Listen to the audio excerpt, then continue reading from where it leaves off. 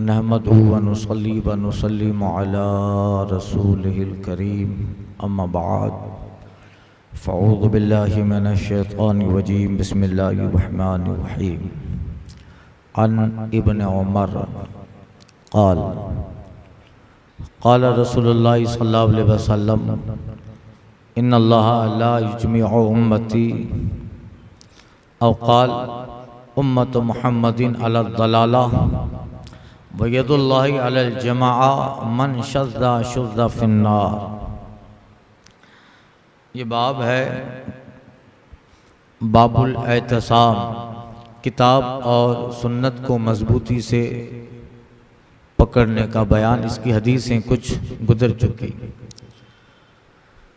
पिछली हदीस में बनी इसराइल का जिक्र था और उनके दरमियान जो फ़िरक़े हुए। ये रिवायत हज़रत अब्दुल्ला बिन उमर फ़ारूक़ आज़म के लड़के से फरमाती हैं, नबी करीम सल्लल्लाहु अलैहि वसल्लम ने इरशाद फरमाया, यकीनन अल्लाह ताला मेरी उम्मत को औ क़ाल, या ये कहा कि उम्मत मोहम्मद को सल्लल्लाहु अलैहि वसल्लम। रावी को शक है हुजूर ने मेरी उम्मत कहा या अपना नाम लिया उम्मत मोहम्मद सल्लल्लाहु अलैहि वसल्लम। अल्लाह ताला मेरी उम्मत को गुमराही पर इत्तिफाक न देगा, मेरी उम्मत गुमराही पर जमा न होगी। अल्लाह ताला का दस्ते करम जमात पर है, तो जो इस जमात से अलग रहा वो जहन्नम में गया। अब इस तरह की हदीस आगे उधर चुकी। इससे मुराद उम्मत इजाबत है। मैंने अर्ज किया दो उम्मत दावत, उम्मत इजाबत। जिन लोगों ने सरकार सल्लल्लाहु अलैहि वसल्लम की तालीमात और आपके अहकाम को कबूल करके कलमा पढ़ लिया, वो उम्मत इजाबत है। और बाकी जो है जहाँ जहाँ रसूलुल्लाह सल्लल्लाहु अलैहि वसल्लम की दावत पहुँची, सहाबा, ताबईन, तबे ताबईन, आज उलमा के जरिया, वो सब उम्मत दावत है। उन सबको दावत दी गई है इस्लाम में आने की, और जिन्होंने उसको कबूल किया वो उम्मत इजाबत। फरमाते हैं कि मेरी सारी उम्मत कभी गुमराह न होगी। आगे जो हदीस गुजर चुकी, बनी इसराइल की के अंदर सब के सब गुमराह हो गए। तो इस तरह ये उम्मत मुकम्मल तौर पे कभी गुमराह न होगी। कभी ऐसा नहीं होगा कि पूरी उम्मत एक साथ गुमराह हो जाए। ये इस उम्मत पर खास अल्लाह ताला का करम है कि इस उम्मत में एक जमात ऐसी रहेगी जो जमात हक होगी। यदुल्लाहि अलल जमाआ, हुजूर कहते हैं उस जमात पे अल्लाह ताला का करम रहेगा कि वो जमात हक पर रहेगी। कभी भी ये जमीन हिदायत वालों से खाली नहीं रहेगी। अगले दौर में पूरी की पूरी जमीन पर जितने होते थे सब गुमराह हो जाते, मगर इस जमात में उम्मत रसूल सल्लल्लाहु अलैहि वसल्लम में गुमराह होंगे, बहुत गुमराह होंगे, मगर एक जमात ऐसी रहेगी जो हिदायत पर होगी। और वो जमात मा अना अली वसाबी, हुजूर कहते हैं जिस पर मैं और मेरे सहाबा हैं, वो हिदायत। और अगर एक आदमी रहे कि पूरी दुनिया अगर काफिर हो जाए और एक आदमी सिर्फ हक पे रहे, तो वो एक आदमी ही जमात है। एक आदमी ही जमात है। जमात का मतलब कि जो सहाबाए किराम, ताबईन, तबे ताबईन, इनकी एक बड़ी जमात जिस अकीदे पर, जिस नजरियात पर, जिस कॉन्सेप्ट पर, जिस फिक्र पर, जिस मेथड पर थी, उस मेथड पर अगर कयामत तक एक आदमी भी रहे तो उस एक आदमी को जमात कहा जाएगा। वही सवाद आजम है।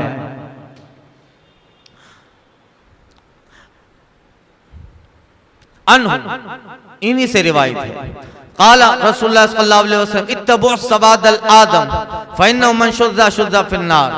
आका फरमाते हैं सवाद आदम, बड़ी जमात की पैरवी करो।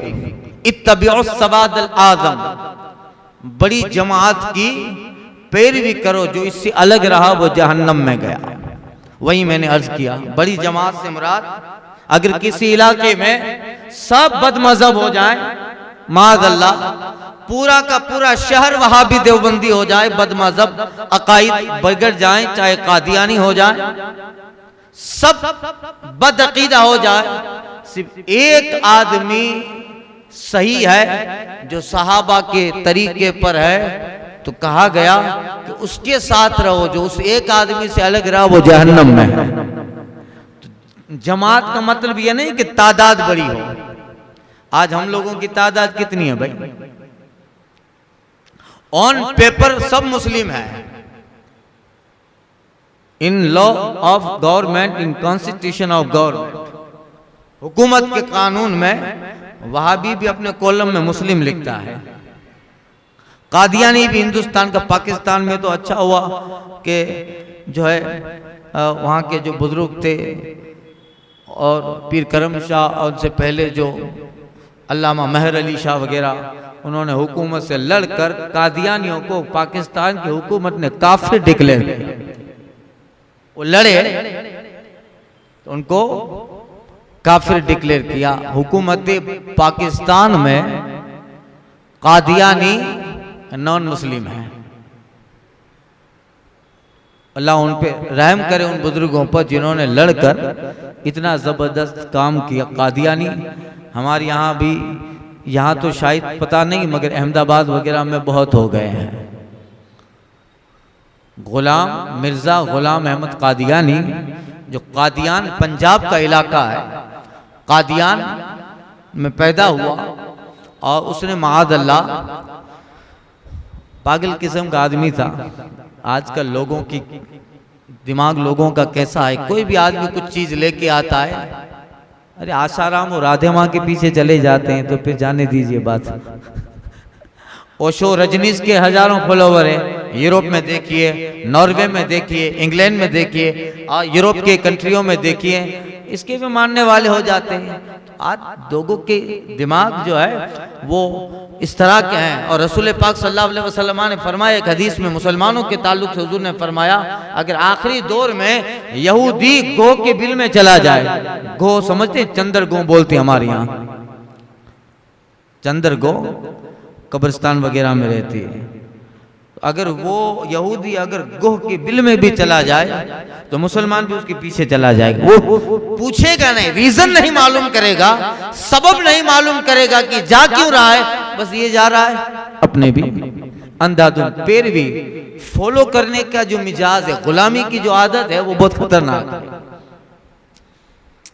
ये कर रहा है। मैं 2 मरतबा गया, इजराइल गया, हुजूर कादी गुजरात के साथ, फिलिस्तीन वगैरह जाना हुआ कुछ दिनों पहले, अभी शायद कम हो गया, जब ये दर्स चालू था उसी 2-4 साल पहले की बात है। आपको मालूम होगा कि स्पिनर निकला था, स्पिनर ऐसे हाथ में लेकर घुमाते थे, बच्चे भी उसके लिए जिद करते थे। तो उसका कोई मतलब तो है नहीं, मगर इजराइल वहाँ बॉर्डर पे हम लोगों को 2-4 घंटा बिठा दिया था, वो बिठा ही देते हैं। तो वहाँ देखा तो काउंटर पे जिसके पास देखो तो वो ये है कर रहा है, तो उसमें कुछ फायदा नहीं है। व्हाट, मैंने उससे मुझसे पूछा, any benefits will you get by this, कुछ फायदा आपको हासिल होता है इससे? वो नहीं, जस्ट फन, ये तो ऐसा ही है, मजा। तो फिर इंडिया में आके देखा तो जहाँ जाओ वो लड़का इसको घुमा रहा है, बहुत सारे लोगों के पास दुकान पे बैठ के, काउंटर पे बैठ के घुमा रहा है। हुआ क्या नहीं, फायदा क्या था? कुछ नहीं था, मगर इजाद वहां की थी। बस जैसे आका ने जो फरमाया, अगर ये यहूदी गो के बिल में भी चला जाए तो मेरी उम्मत की एक जमात ऐसी होगी जो ख्याल नहीं करे, रीजन नहीं पूछेगी, बस ये कर रहा है, इसके पीछे हम भी करने लगेंगे। वो फटी हुई जींस पहनता है तो ये भी पहनते हैं। एयरपोर्ट पे चले जाओ, जो बड़े पैसे वाले हैं वो ज्यादा फटे कपड़े पहनते हैं, हम जैसे गरीब लोग पूरा पहनते हैं अल्हम्दुलिल्लाह। तो ये सारी चीजें हैं। तो सवाद आदम पैरवी उस एक आदमी की करो। सवाद आदम का मतलब उसका अकीदा एक बड़ी जमात के मुताबिक है। बड़ी जमात से मुराद इस हाल जो तादाद है वो नहीं, मैं कर रहा था कादियानी, उस ऐसी जमात वो लेके आया जिसने माद अल्लाह सुम्मा माद अल्लाह नबी करीम सल्लल्लाहु अलैहि वसल्लम के बाद नबूवत का दावा किया। फिर लोगों ने पकड़ा, उलमाए हिंद और पाक उन सब का रद्द हुआ, तो कहा कि मैं वो नबी नहीं जैसा तुम समझ रहे हो, मैं ईसा अलैहिस्सलाम हूं, माद अल्लाह मसीह मऊद हूं। तो दुनिया है भाई, लोग इनके पीछे भी पड़ गए, लाखों लोग इसके मानने वाले हैं।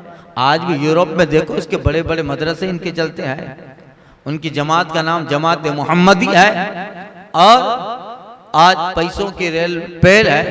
मैं एक दिन सोशल मीडिया पे पढ़ रहा था, इन लोगों का पेज था, तो कुछ अकायद इनके ताल्लुक से पढ़ा, तो उसमें कुछ लोगों ने लिखा था अगर तुमको फाइनेंशियल कोई प्रॉब्लम है हमसे राब्ता करो, हम तुम्हारी फाइनेंशियल मदद करेंगे।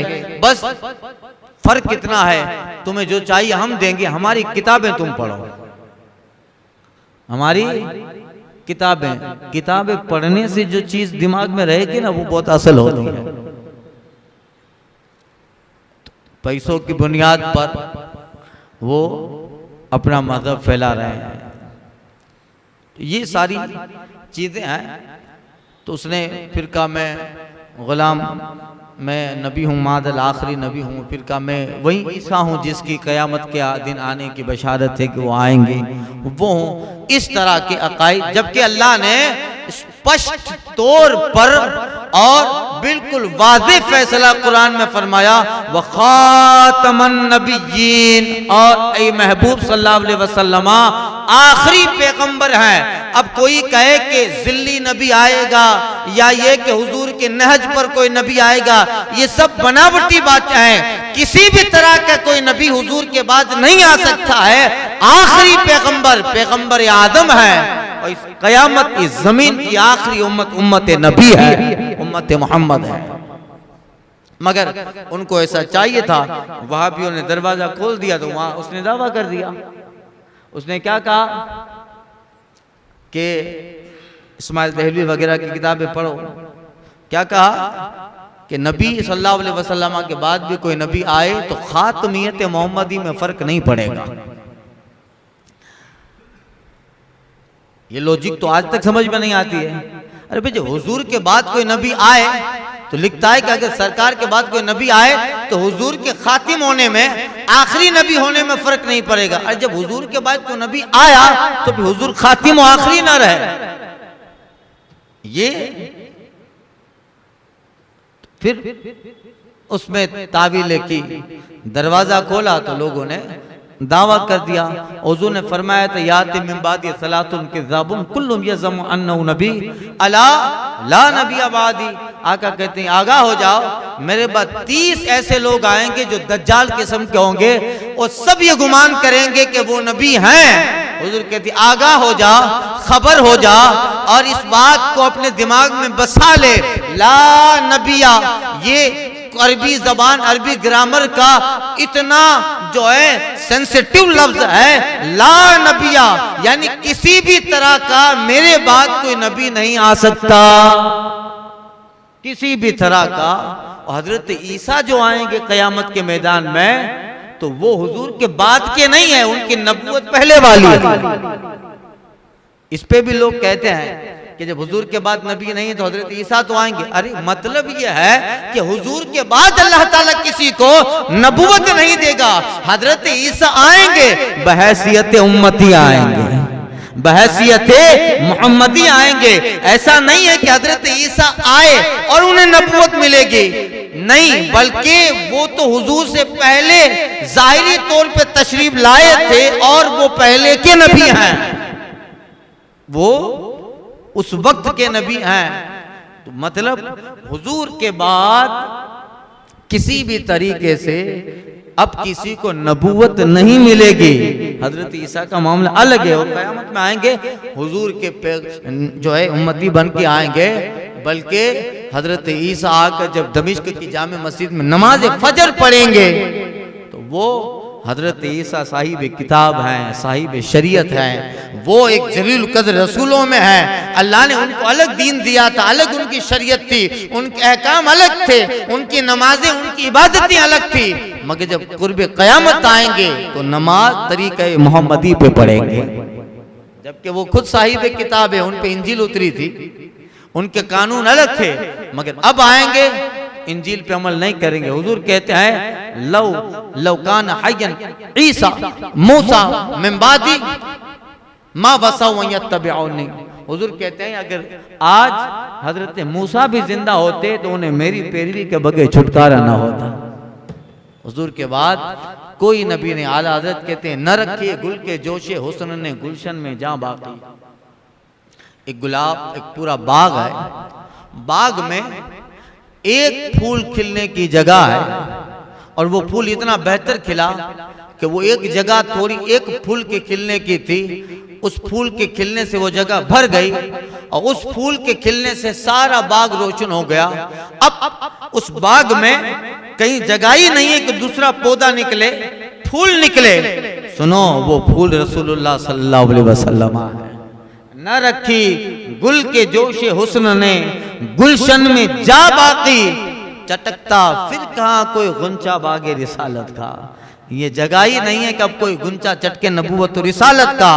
हुजूर आ गए और अल्लाह ताला ने वो दरवाजा हमेशा के लिए बंद कर दिया।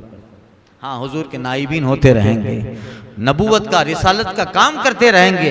ये औलिया, ये अगवास, ये अख्ताब, सालिहीन, उलमा, सुलहा, ये सब जो है नबी की नियाबत में पैगाम रसूलुल्लाह का क़यामत तक कौम को पहुंचाते रहे।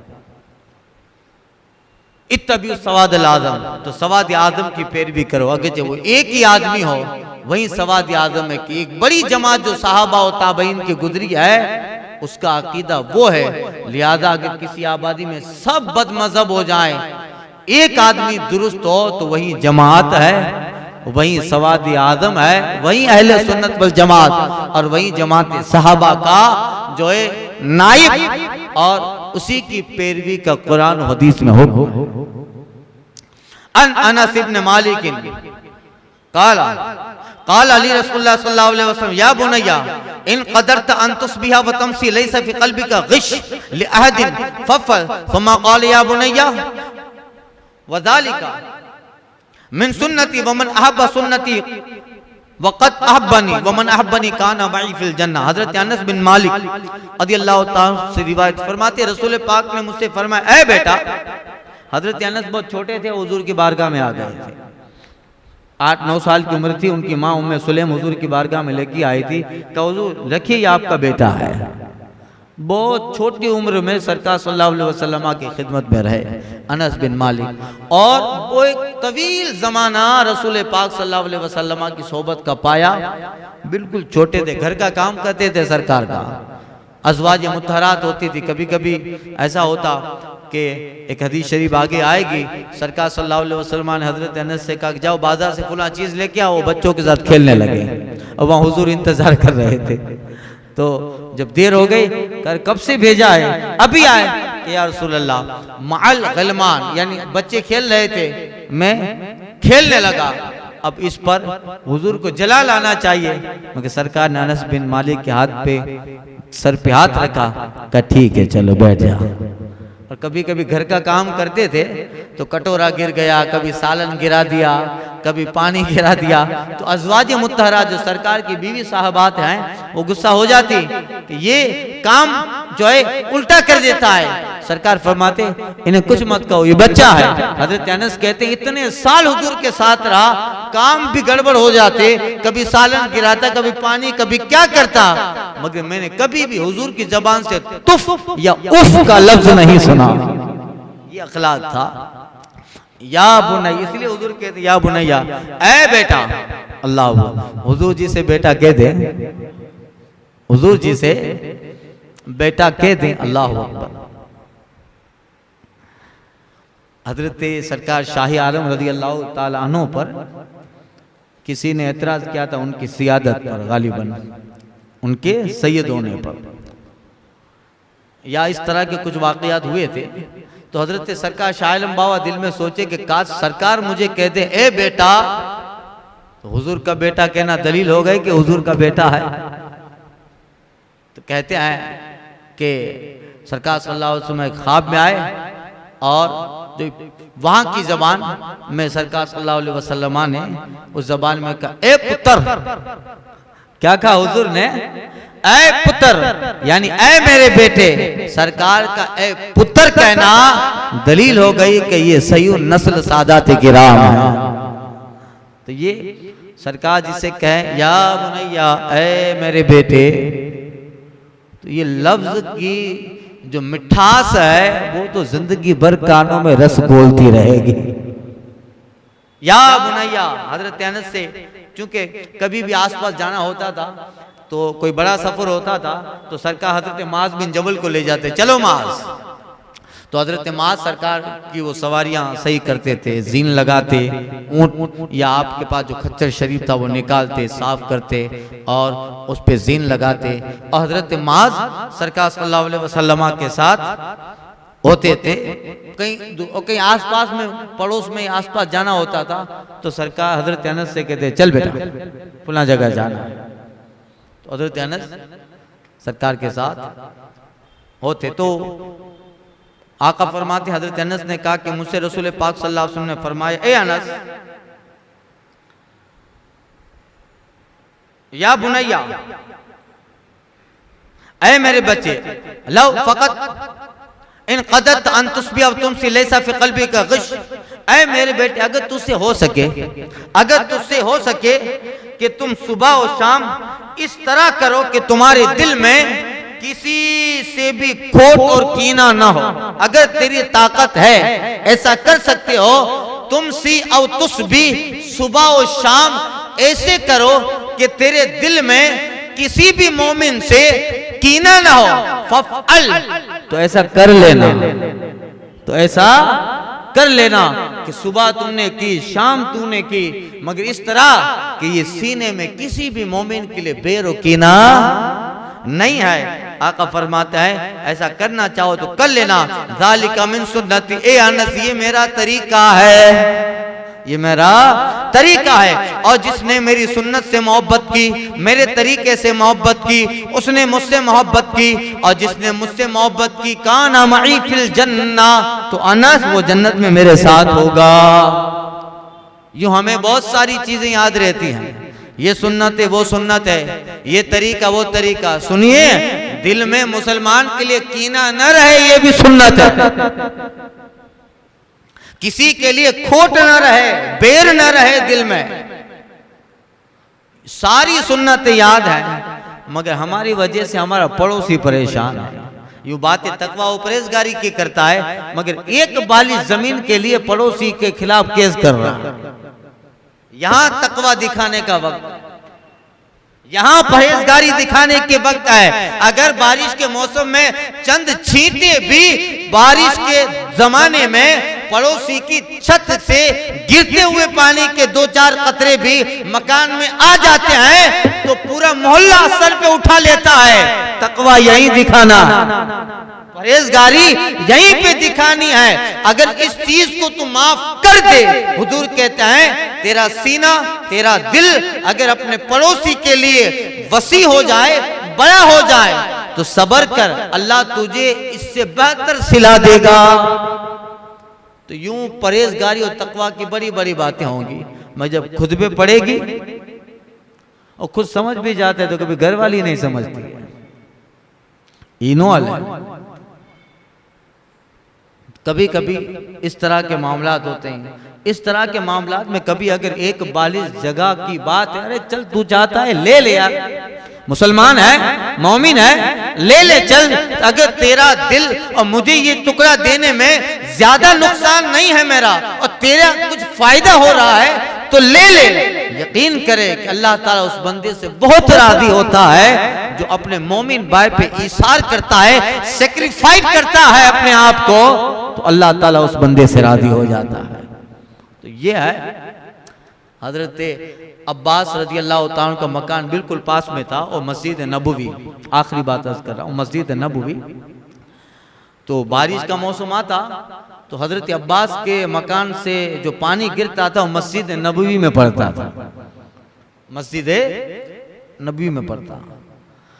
फारूक आदम का दौर था, खलीफतुल मुस्लिमीन है फारूक आदम, अपना मामला होता तो अलग है।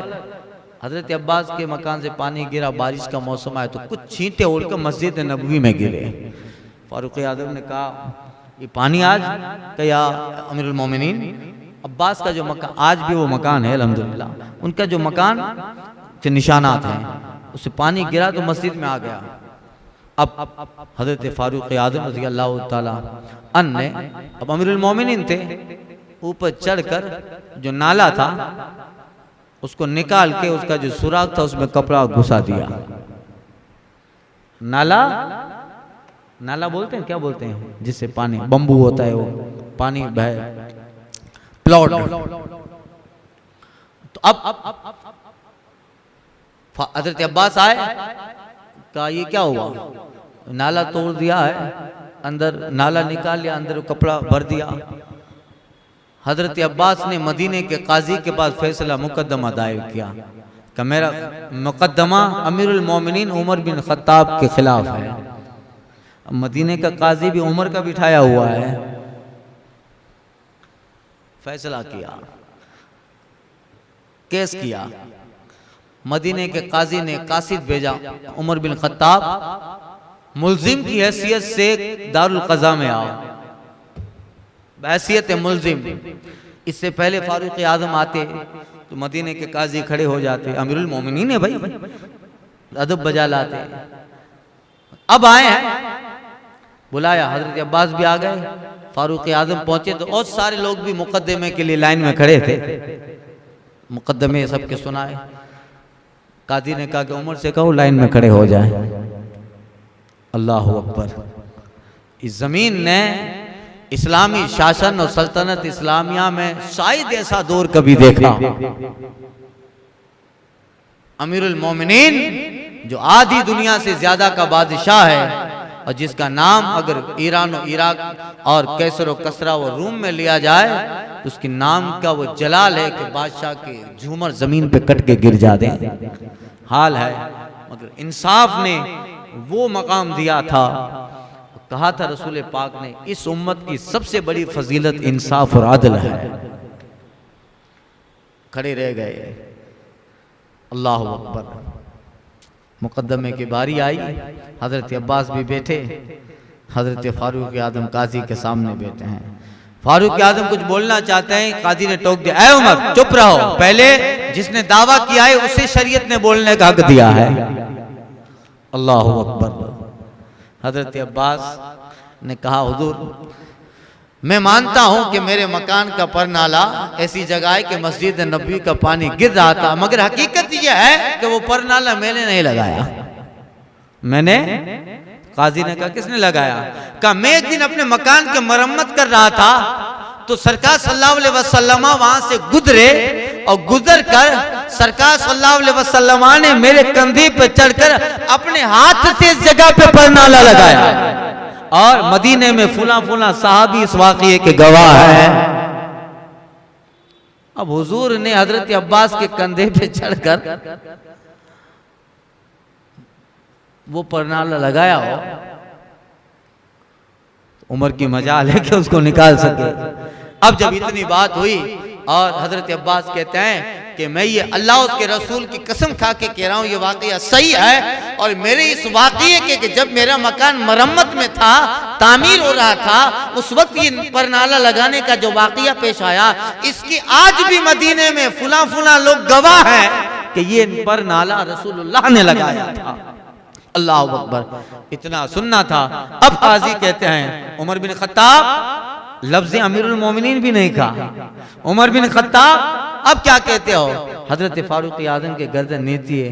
कहा मैं, मुझे ऐ काजी ये मालूम नहीं था कि वो आका ने लगाया था, जब हुजूर ने लगाया है तो खत्ताब के बेटे उमर की मजाल है कि उसको निकाल सके। मेरी गलती है, मुझसे खता हुई, यकीनन मुझे वो नहीं तोड़ना चाहिए कि जो आका ने लगाया। अब मैं वापस उनका परनाला लगाऊंगा। यहाँ से उठे तो काजी ने अपने जहाँ बिस्तर पे बैठे हुए थे गद्दी पे, गद्दे के नीचे से बहुत बड़ा खंजर निकाला।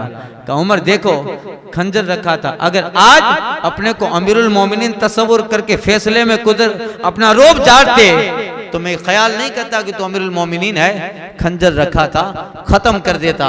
फारूक आजम ने भी पीछे से चाकू निकाला, कहा जरा बराबर अमीरुल मोमिनीन की रियायत करते अदल और इंसाफ में तो मैं ही तुझे मार देता। अल्लाह अकबर। ये था। वापस गए और हजरत अब्बास रज़ी अल्लाह ताला अन से हजरत फारूक आजम ने कहा कि अमीरुल मोमिनीन कंधे पे जड़ के आप लगाइए परनाला। मेरे कहा नहीं आप अमीरुल मोमिनीन का कुछ भी हो, आप चाहे सरकार के चचा हैं और आपको वो शर्फ हासिल हुआ कि सरकार आपके कंधे मुबारक पे चढ़ के परनाला लगाया। अमीरुल मोमिनीन अपनी जगह पे, उमर अपनी जगह पे, अब आपको अल्लाह उसके रसूल का वास्ता है मेरे कंधे पे चढ़ के परनाला लगाए। अल्लाह अकबर। ये इंसाफ जब हजरत अब्बास ने भी देखा, परनाला क्या लगाएंगे, हजरत अब्बास ने कहा कि लो ये मैं अपना मकान मस्जिद नबवी में वक्फ कर रहा हूं। सारा मामला खत्म हो गया। जिस मकान का मसला था हजरत अब्बास ने वो इंसाफ देखकर और फारूक आजम ने जो दिल चौड़ा किया वो उसको देखकर हजरत अब्बास का नाले का मसला नहीं रहा, पूरा मकान ही मस्जिद नबवी में वक्फ कर दिया। यही है इस उम्मत की सबसे बड़ी खुसूसियत क्या है, वो अदल है। आका फरमाते हैं ऐ बेटे अनस, अगर हो सके कि तेरे दिल में सुबह शाम किसी के लिए कीना ना हो तो ऐसा कर लेना, इसलिए कि ये मेरा तरीका है और जो मेरे तरीके से मोहब्बत करेगा वो जन्नत में मेरे साथ रहेगा। अल फातिहा।